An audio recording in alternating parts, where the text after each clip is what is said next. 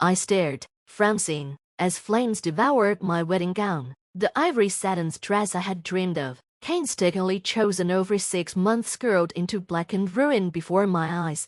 Margaret Wilson, my soon-to-be mother-in-law, stood before me in the bridal suite of Cleveland's Grand Pavilion, a silver lighter still clutched in her manicured hand. Her face, usually composed in perfect socialite grace, twisted with something darker, triumph. "Now you can marry my son," she declared, her voice high and fevered. "Jason needs someone from his world, not some nobody from the wrong side of town." With a satisfied flake of her wrist, she swung her designer purse over her shoulder, looking immensely pleased with herself. "My name is Valerie Mitchell, and at 25, I never expected to be watching my wedding dress burn 30 minutes before walking down the aisle." My 3 bridesmaids stood in stunned silence, their lavender dresses stark against the smoldering fabric at my feet. Smoke curled toward the ceiling, the acrid scent of destruction filling the air. I took a slow, steady breath. "Mrs. Wilson," I said, reaching for my phone, "you have no idea what you just did." She let out a sharp, brittle laugh. "Oh, I know exactly what I did. I saved my son from making the biggest mistake of his life. Do you really think a community college degree and a job at a local ad agency make you worthy of a Wilson? Jason belongs with Melissa Hammond. Her father owns half of downtown Cleveland." I didn't respond. Instead, I pressed a button on my phone and turned the screen toward her. Margaret's smirk faltered. What is that?" she demanded.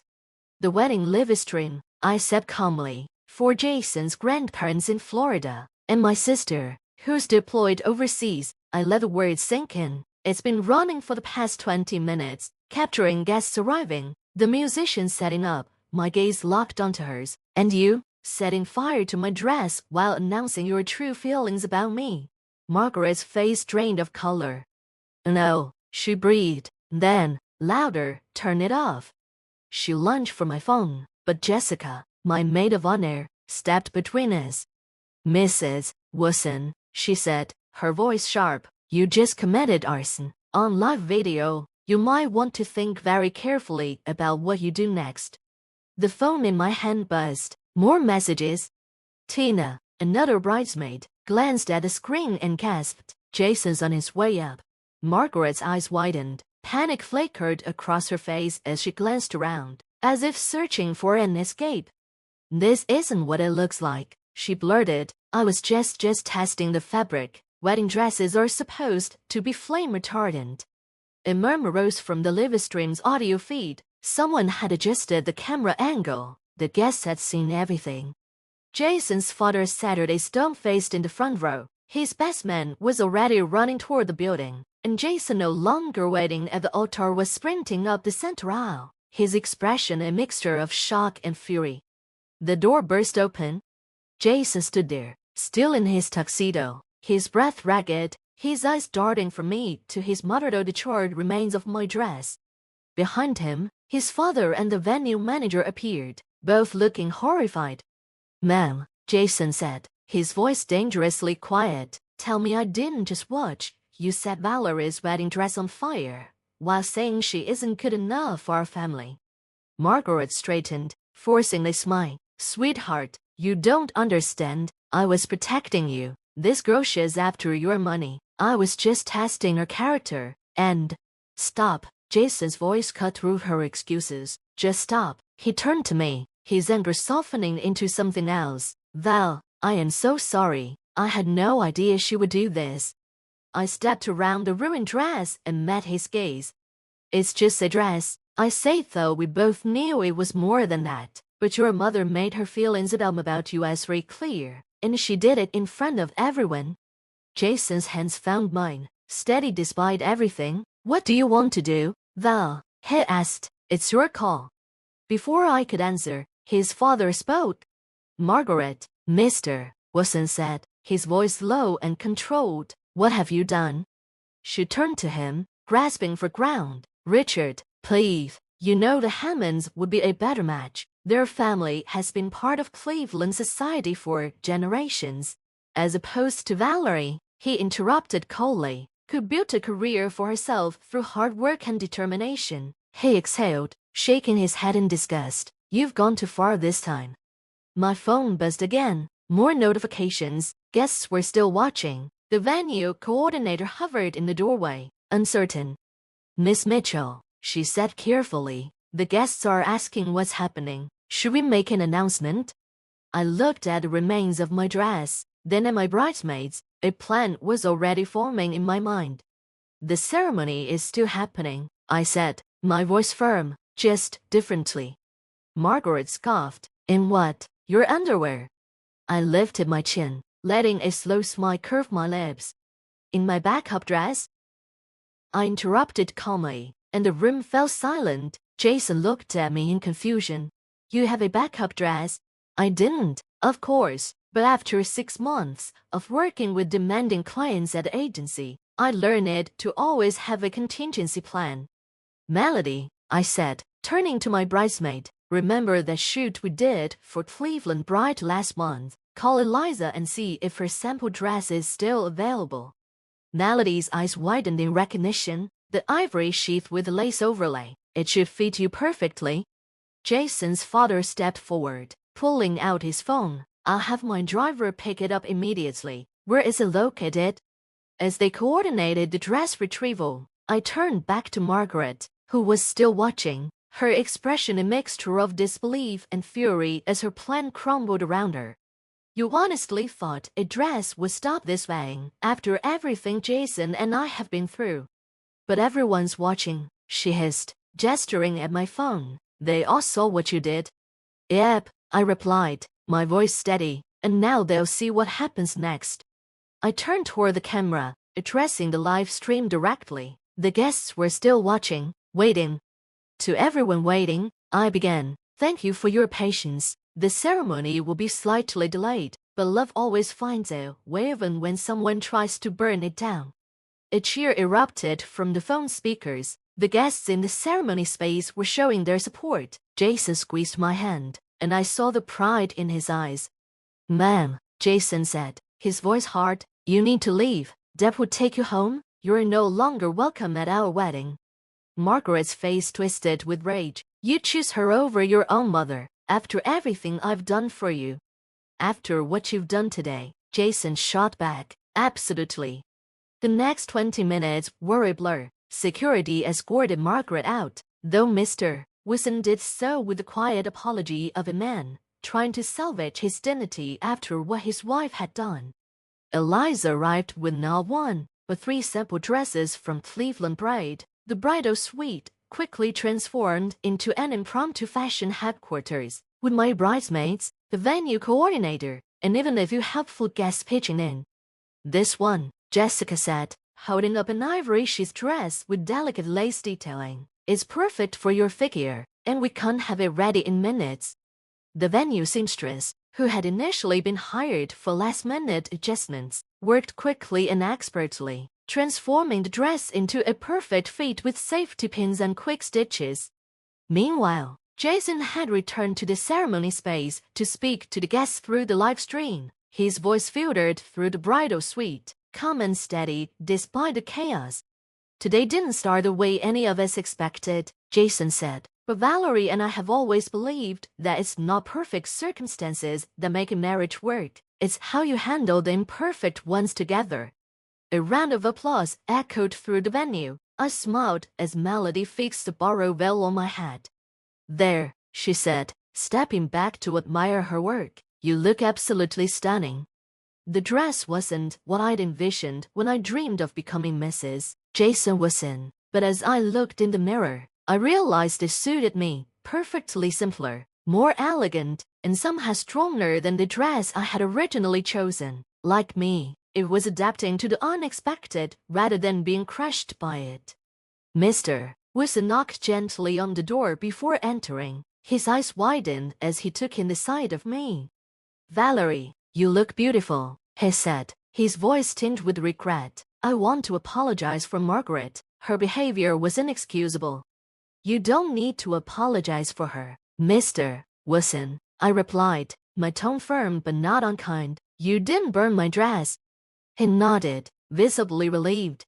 Jason sent me to tell you that everyone's ready when you are, he added with a small, supportive smile. And he said, with a grin, that your boss from the agency is here. Apparently, he's already calling this the greatest viral wedding marketing campaign Cleveland has ever seen. I laughed, the tension in my chest easing. Trust Eddie to turn disaster into a promotional opportunity. The advertising world had taught me that sometimes the most compelling stories come from overcoming the unexpected. The venue coordinator appeared at the door. We're ready when you are, Miss Mitchell. The musicians are prepared, and we've adjusted the lighting to complement your new dress. I paused, a thought suddenly occurring to me. Wait, I said, the live stream is still running, right? When she confirmed, I made a snap decision. Can we project it in the ceremony space for a few more minutes? I'd like everyone to see us walking from here to their whole journey, not just the arrival. 10 minutes later, my bridesmaids and I began walking down the garden path toward the ceremony space. I knew every step was being broadcast to the guests, every step a testament that nothing, not even a vindictive mother-in-law with a lighter, could stop this wedding. As we neared the doors to the ceremony space, the applause from the guests grew louder. Jason stood just inside, his face lighting up when he saw me. Ready to get married? He asked, his voice full of anticipation. More ready than ever, I replied, squeezing his hand. The ceremony that followed wasn't the one we rehearsed, but it was more authentic than anything we could have planned. As I walked down the aisle in my borrowed dress, guests rose to their feet, clapping and cheering. It wasn't just wedding joy on their faces, it was respect, admiration, solidarity. Jason's father stood proudly in the front row, his gaze flickering briefly to the empty seat where Margaret should have been. His eyes met mine for a moment, offering wordless support. Pastor Mitchell, our officiant, no relation, though we joked about it, improvising beautifully, said, "Dearly beloved, we're gathered here today to witness not just a wedding, but a triumph of love over adversity. Valerie and Jason have already faced their first challenge as a couple, and they've met it with grace, resilience, and unwavering commitment to each other." When it was time for our vows, Jason added something that hadn't been in the rehearsal. "A promise to stand by you against anyone who tries to come between us," he said, his voice carrying across the room and out to the live stream. "Even if, especially if, that person is from my own family." When it came time for the exchange of rings, panic crossed Jason's face. The rings had been with his mother during the pre-ceremony preparations. Before he could speak, Mr. Wilson stepped forward, producing the velvet box from his pocket. "I took the liberty of retrieving these earlier," he said quietly, "just in case. When we will finally pronounce husband and wife, the celebration that erupted felt like a released pent-up tension of the entire afternoon melting away. As we walked back down the aisle, I caught sight of Eddie, my boss, discreetly filming from the side. He gave me a thumbs up that somehow managed to be both professional and genuinely emotional. The reception that followed in the Grand Pavilion's ballroom had an atmosphere unlike any wedding I'd attended before. There was no hush chatter or formal politeness. Instead, the air was charged with an almost festive defiance. Someone had swiftly created a custom Snapchat filter featuring a phoenix rising from the ashes, with our names underneath. "Your wedding is trending locally on social media," Jessica said, her eyes wide with amusement as we entered the reception. "People are using rising from fishes and Canterbury love." Jason's college roommate, Tom, who worked in public relations, approached us, phone in hand. "The Cleveland Plain Dealer wants a statement," he said. Their lifestyle editor saw the live stream apparently. Her niece was a guest and now they're calling it Cleveland's most resilient wedding. "Tell them we're just grateful for everyone's support," Jason replied, pulling me closer with his arm, "and that true commitment means facing obstacles together, not running from them." As the evening wore on, I noticed Mr. Wilson speaking intensely with various family members, his gestures and expressions betraying a clear sense of damage control. Jason's and Diane approached our table during dinner, leaning in to speak quietly. "Richard is beside himself," she confided in a low voice. Margaret's been escorted home, but she's threatening to cut Jason out of the family business if he doesn't come to his senses. Richard told her that after today, she's the one who needs to worry about her position in the company. Jason squeezed my hand under the table, his eyes soft with a mixture of disbelief and quiet pride. That's always been the backbone of the family, he murmured. Mom just never realized it because he let her think she was in charge. Our first dance began, and I couldn't help but notice the empty tables near the front of the room, spaces once reserved for Margaret's country club friends, who had quietly disappeared after the incident. In their place, colleagues from my advertising agency had moved forward, filling the void with genuine support. Their presence was a quiet but unmistakable show of solidarity. Mr. Wilson is handling damage control like a pro, Eddie remarked after the dance, approaching us with 2 glasses of champagne. He's personally thanking everyone for staying, but subtly letting Margaret's allies know they won't be missed. Jason nodded, watching his father work the room with newfound respect. I think this is the first time I've seen him stand up to her so publicly, he said, his voice tinged with something that might have been admiration. 27 years of marriage, and today was his breaking point. The wedding photographer, initially hired by Margaret, approached us hesitantly, her camera hanging from her neck like a confession. Mrs. Wilson's younger Mrs. Wilson, she clarified, offering a tentative smile. I've captured some beautiful moments today, but I wanted to ask about the dress incident. Some of the guests took photos. Would you prefer I ask them to keep those private? I exchanged a look with Jason before answering. Actually, I said, straightening my shoulders, I think honesty is the best approach here. This is part of our story now. As if on cue, my phone buzzed with a notification. The short clip of Margaret setting fire to my dress had already been viewed over 20,000 times on a local Cleveland news page. The comment section overflowed with support, interspersed with stories from other brides who had endured difficult family dynamics. You might not have planned it, Eddie said, scrolling through the comments with an impressed smile, but you've started a movement. Standing strong in the face of toxic family relationships is resonating with people. Jason's cousin Mia appeared at our table, her face a mixture of determination and regret.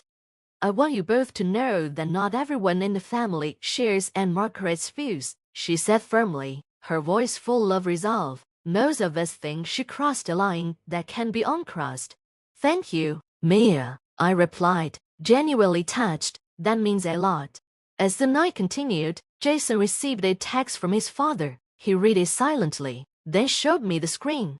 Your mother has locked herself in the guest house. She's demanding I choose between her and the girl. I've informed her that her behavior today has made my choice remarkably easy. We'll discuss next steps when you return from your honeymoon. Proud of you both, Dad. Are you okay? I asked Jason quietly, my eyes searching his face for signs of regret or doubt. I'm better than okay, he replied, squeezing my hand. For years, I watched Mom undermine Dad, belittle you, and manipulate everyone around her. Today, she finally showed her true colors to everyone, not just us. It's like a weight has been lifted. As the reception continued, I noticed something remarkable. The guests who had been stiff and formal at the beginning, Margaret's side of the family and her social circle were beginning to relax without Margaret's ever watchful eye. The artificial social barriers she had imposed were dissolving. Conversations were more genuine, more open, and there was laughter where there had once been silence. Mrs. Wilson, the venue coordinator said, her smile unexpected but warm, there's something you should see. She led us to the entrance of the ballroom, where a large photo frame stood prominently on an easel. It was filled with down scenes of handwritten notes from guests. The heading above them read, Messages of Love and Resilience for Valerie and Jason. Your bridesmaids organized this, she explained. They asked guests to write messages of support after what happened. I blinked back a sudden rush of emotion as I read through the notes, words of encouragement, strength, and appreciation. I glanced at Jason, my heart swelling with gratitude. 1 week into our honeymoon in the Maldives, the full impact of what had happened at our wedding was still unfolding. Jason and I Saturday on our private deck, overlooking the crystal-clear waters, scrolling through messages on our phones during our daily check-in with reality. Dad says Mom's staying with her sister in Cincinnati, Jason said, setting his phone down beside me. He says she's been calling him non-stop, but is keeping his distance. He told me she's convinced it's all just a phase. I smiled softly, the tension from the wedding day finally starting to ease as we shared this quiet moment together. Whatever obstacles the future might hold, I knew that Jason and I had already overcome something powerful, and we would face whatever came next, side by side. Apparently, and Linda is the only person who still believes Margaret's version of events, that she was testing the dress fabric and everyone misunderstood, Jason said, shaking his head with a bemused laugh. I smiled wryly, adjusting my sun hat as we Saturday on the deck, the Maldives sun warm on our skin. Hard to misunderstand someone shouting, "I know you can marry my son," while holding a lighter. The media had picked up our story with relentless enthusiasm. What had started as a sensational local disaster had snowballed into a broader conversation about toxic family dynamics and the importance of setting boundaries. Women's magazines had even reached out, requesting interviews on how to navigate difficult in-laws and protect healthy relationships. Eddie says the agency has already received 3 new client inquiries, I told Jason, laughing as I showed him the message on my phone, specifically asking for the team with TH wedding dress Phoenix. Jason raised an eyebrow in surprise. Really? Really? I confirmed, chuckling. Apparently, our wedding was the advertising equivalent of a viral sensation. Jason squeezed my hand, his thumb gently grazing my wedding band. Eddie also mentioned a panel discussion on crisis management. He wants to know if we'd consider being part of it when we get back. I mulled it over for a moment, then smiled. You know, maybe our experience can't help others, not the way I plan to start our marriage, but authentic, Jason finished for me, his eyes warm with understanding, like us. 3 months later, the Wilson Family Foundation's annual gala was our first major public event since returning from our honeymoon. As we arrived at the Cleveland Art Museum, Jason and I shared a quiet moment in the back of the car. Nervous? He asked, looking over at me with a playful grin. A little, I admitted, smoothing the hem of my emerald gown, which had become his own symbol of resilience, thanks to Eliza's boutique. After the wedding story went viral, Eliza had turned it into a successful marketing campaign about resilience and second chances. The gala this year felt different, noticeably so. The usual stiff formality had been replaced with genuine warmth and a more relaxed atmosphere. People were laughing, engaging in real conversations, and the energy in the room was entirely different from the cold, status-obsessed events of past years. There they are, Mr. Wilson beamed as he greeted us at the entrance, looking almost unrecognizable without Margaret's shadow hanging over him. He embraced us both, his eyes filled with pride, the couple who inspired our foundation's new initiative. We followed him to a display showcasing the Wilson Family Foundation's latest program, Rising Phoenix Grants, a fund designed to help women start over after difficult life transitions. The foundation's logo had even been subtly reimagined to incorporate a phoenix motif, symbolizing rebirth and resilience. We've already approved funding for 15 women, Mr. Wilson explained with a note of pride in his voice, each one rebuilding after facing unimaginable circumstances. As we mingled with the guests, I couldn't help but notice the absence of many of Margaret's former society friendship country club circle. The people who had always seemed to care more about status than substance. In their place were people who were genuinely passionate about the foundation's mission. Mrs. Wilson, a young woman, approached us hesitantly, her voice soft but full of gratitude. I just wanted to say thank you. Your wedding story gave me the courage to leave my toxic marriage. Now, with the grant, I'm starting my own business. Emotion caught in my throat as I reached out to take her hands. I'm so happy for you. You deserve this fresh start, truly. The moment was a reminder of how unexpected outcomes could create something powerful and life-changing. Later that evening, Jason and I found a quiet corner on the museum's terrace, the view of the city skyline before us. He leaned against the railing, and I joined him, slipping my hand into his. His phone buzzed with a message, and he read it silently before turning to me. "Mom's coming back to Cleveland," he said, his voice thoughtful. "Dad says she's agreed to counseling if she wants any chance of reconciliation." I squeezed his hand, my support unwavering. "Whatever happens with your parents, we face it together just like we did with the wedding." Jason smiled, his eyes locking onto mine as he pulled me close. "Some flames are meant to destroy," he murmured, "but others just reveal what's unbreakable."